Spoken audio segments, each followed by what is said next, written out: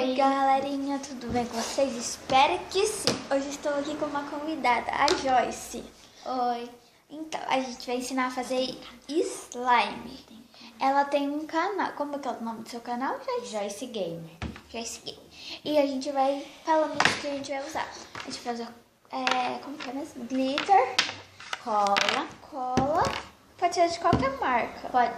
E água bonicada e corante. Só que o corante a gente vai colocar só no final.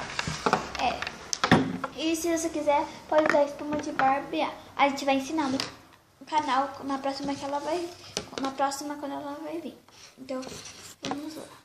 A gente vai começar colocando a cola.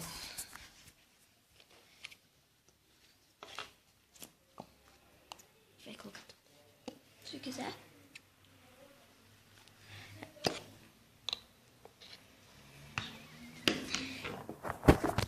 Agora eu faço assim.